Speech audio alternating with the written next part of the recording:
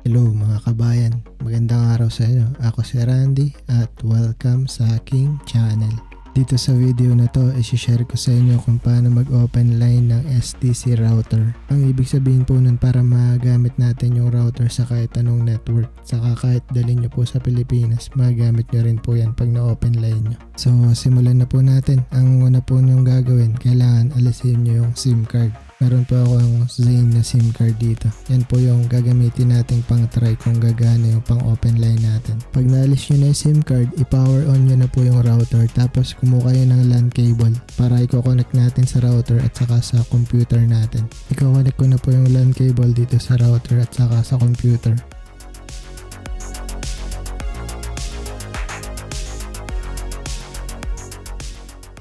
Ayan po, kung makikita nyo, nilagay ko na sa likod ng router yung cable. Pagkatapos po doon, tingnan nyo yung sa ilalim ng router, meron dong website saka username and password. In case na napalitan yung password dati ng website, pwede nyo namang i-reset yung router. Papakita ko po sa inyo paano nyo i-reset yung router. Dito sa gilid ng router, may makikita kayong butas. Tapos may nakasulat dyan na reset.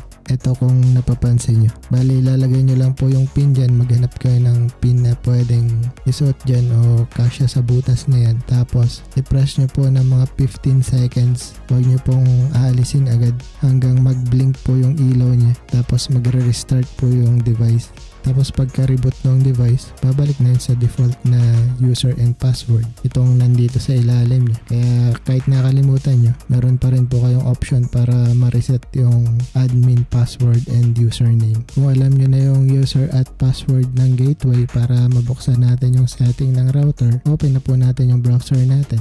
Ang default na gateway ng router na to, 192.168.1.1.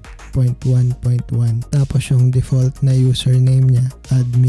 At yung default na password niya, admin din. Makikita niya naman sa ilalim ng router yung username at password na default niyan eh. Pati yung password ng wifi. Nandito rin, itong nakasulat dito. So open na po natin yung browser para ma-update na natin yung firmware niya para ma-open line na.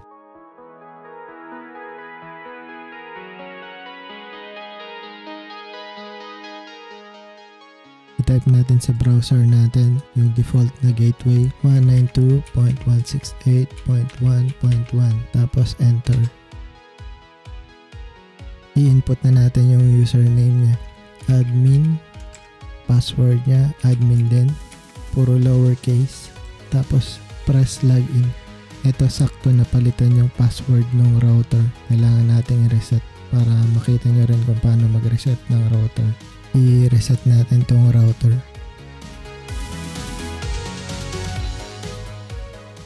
Katulad ng sinabi ko kanina, hanapin nyo yung butas na may nakasulat na reset sa baba. Tapos i-press natin yung button na nandun ng mga ilang seconds hanggang sa mag-reboot yung device.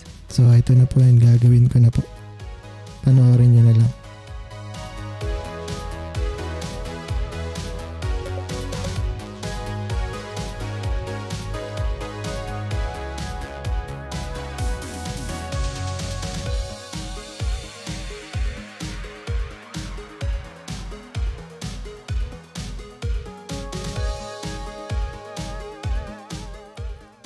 Kung napansin nyo kanina, umilaw lahat ng mga LED. Tapos, pumalik uli sa tatlo.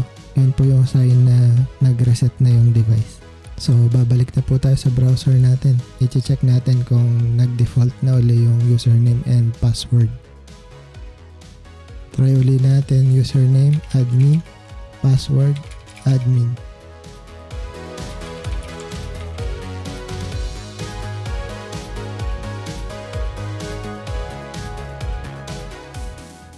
Ayun, pumasok na siya. Kung makikita nyo, gustong isave nitong browser yung username and password. Nasa inyo yan kung gusto nyo isave para next time na i-open nyo ulit. Hindi nyo na kailangang i-enter. So ito, nagtatanong siya kung gusto nyo palitan yung default na password. Pero wag nyo muna pong galawin yan. I-update na muna po natin yung firmware. Ang susunod natin gagawin, i-click natin tong home. Tapos i-click natin tong update. Nakasave na po sa desktop yung firmware na pang-update natin. i-upload ko na lang po sa Google Drive para kung sakaling kailangan nyo, i-download nyo na lang po dun. Ilalagay ko yung link ng firmware dito sa baba ng video description para madali nyo pong ma-download. Ipapakita ko lang po yung file na pang-update natin ng firmware. Itong .bin file na to. Pero sa browser pa rin tayo mag-update ng firmware. I-choose file natin. Tapos kung saan nakasave yung file na pang-update natin, double click. Tapos update. Tapos click OK. Ayan po, kung nakita nyo, update succeeded. Mukhang successful po yung pag-open line natin nitong router. Itetest ko na po sa ibang SIM card. Gagamit po ako ng Zain na SIM card kung gagana siya sa router na to.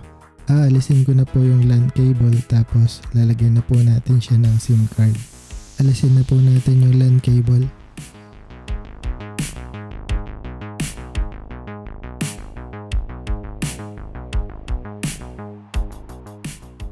Tapos patayin po muna natin bago natin ilagay yung SIM card.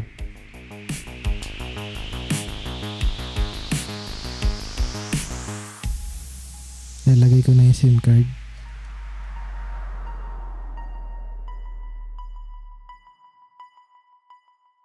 I-power on na natin yung device.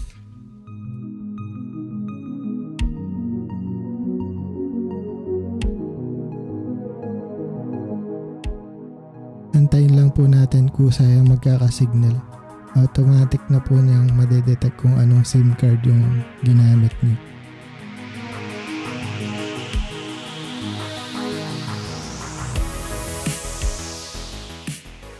Kung napansin nyo po, may LED na 3 bars.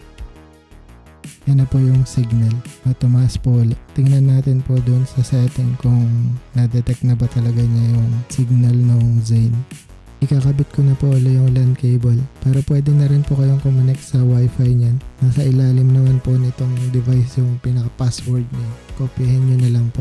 Kahit na wired or naka-Wi-Fi kayo, pwede nyo ma-access yung settings ng router.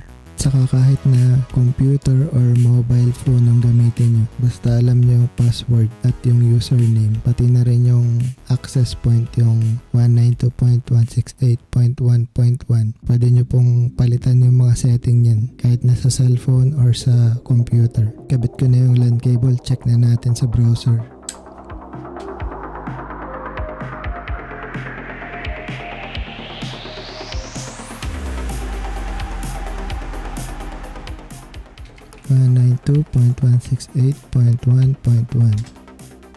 Kung mapapansin nyo po, Huawei na rin yung device. Tapos nakita nyo tong nasa taas, Zain KSA. Tapos may signal na siyang 4G. Hindi katulad kanina na nakalock yung device nyo sa isang network lang. Type na natin yung default na username, admin, password, admin. I-login nyo na. Kung gusto nyo po, pwede nyo nang palitan dito yan. Tapos itong Wi-Fi, i-click nyo lang. Kung gusto nyo palitan yung name ng Wi-Fi nyo, itong SSID lang po yan. Kahit anong pangalan yan, okay lang. Tapos nandito po yung password. Itong WPA-PSK yung naka-hide. Itong parang mga dots. Diyan nyo ilalagay yung bagong password ng Wi-Fi nyo. Dito sa WPA encryption, mas maganda pong gamitin yung AES kasi mas secure yan. Mas mahirap siyang i-hack. Tapos itong hide SSID broadcast, pag i-chinet nyo po yan tapos i-submit nyo, hindi nyo po makikita sa kung ano mang device yung pangalan ng Wi-Fi nyo. Kailangan ima-manual nyo pong i-enter yung SSID at saka po yung password. Kung halimbawa pong naka-check yung hide SSID broadcast, kung computer po yung gagamitin nyo, hindi nyo po makikita yung name ng Wi-Fi. Kailangan po dun sa computer nyo, ang gagawin nyo po para may connect nyo yung Wi-Fi na yan, connect to hidden network. Tapos itatype nyo po yan, tapos itatype nyo rin yung password. Kung sa cellphone naman po, mag-a-add manually kayo. Itatype nyo rin tong SSID, tapos yung password. Ginagamit tong hide SSID broadcast kung gusto nyo itago yung Wi-Fi nyo. Kaya nga lang, mahirap siyang i-enter kasi kailangan tanda mo yung SSID, tapos tanda mo rin yung password. Bali, dalawa yung i-enter mo sa computer or sa cellphone. Kapag ka naman hindi naka-check yung hide SSID broadcast, pag ikinilik mo yung wifi, lalabas agad tong pangalan nitong wifi niyan. Tapos dun sa device, ikiklik mo lang siya. Tapos i-enter mo tong password. Yan yung normal na ginagamit. Tapos i-add ko na rin itong WPS settings. Pag in-enable nyo yan, tapos kinlik nyo yung router pin, may enable tong button dito na WPS. Pag pinress nyo yan, tapos alam nyo yung router pin, itong nakasulat dito, makakonect kayo sa wifi. Pero usually yan naka-disable. Tapos dito naman sa Wi-Fi multi-SSID, kung mapansin nyo, ang normal dyan, isa lang yung naka-enable. Pero pwede kayong gumamit ng 4 na SSID sa isang router. Ang ibig sabihin nun, kapag in-enable nyo yung 4 na yan, itong router nyo magkakaroon ng 4 na pangalan ng Wi-Fi. Pwede na rin palitan yung password yan at saka yung pangalan. Parang pag chinek nyo sa device nyo, sa cellphone wari, meron kayong makikitang 4 na signal. Pero yung physical na device or yung router, isa lang siya. Pwede nyo gawin yung ganun. Sampulan natin, i-click ko yung edit. Ito, may edit nyo yung SSID, pati yung password, mapapalitan nyo rin. Pwede nyo rin i-hide yung pangalan ng wifi. Bale, pwedeng ganun yung gawin nyo or 2 signal, 3 hanggang 4 na signal. Pwedeng ganun. Itong status, pag kinlik nyo yung enable tapos naka-check na siya, tapos isinubmit nyo, gagana na yung wifi na yan, kaya magkakaroon kayo ng 2 signal. Bali kung yung pangatlo ganun din, enable nyo, gagana na uli yung signal na maging 3 na yung wifi signal nyo. Bali hanggang 4 siya, yun yung gamit niyan. Ito naman tayo sa advanced settings. Napalitan nyo dito yung region, tapos yung channel, tapos yung bandwidth, palitan natin 2040, tapos transmit power. Ang ibig sabihin nito, kung gaano kalakas yung signal ng wifi. Kapag pinili nyo 40%, kapag malayo na kayo, hindi nyo na sasagap yung wifi, mas mahina siya. Pag 100%, mas malakas yung bato ng wifi. Kahit malayo kayo, medyo madidetect nyo pa rin yung wifi signal. Tapos itong channel, pwedeng auto yan. Itong channel, halimbawa, maraming router sa paligid nyo, tapos pare-parehas kayong channel 11, nakakasama rin yun sa signal. Kaya mas maganda, pumili ka ng ibang channel na hindi ginagamit ng ibang router. Yun yung purpose ng channel. Pero pwede naka-auto na lang para hanapin yung pinaka-the best na channel sa kanya. Ito namang WDS, pwede nyong gawing repeater yung router nyo. Pag i-click nyo yan, tapos nag-scan kayo, hanapin nyo yung router na kung saan kayo magkoconnect. Halimbawa ito, tapos alam nyo yung password nyo. Ilalagay nyo lang yung password dito.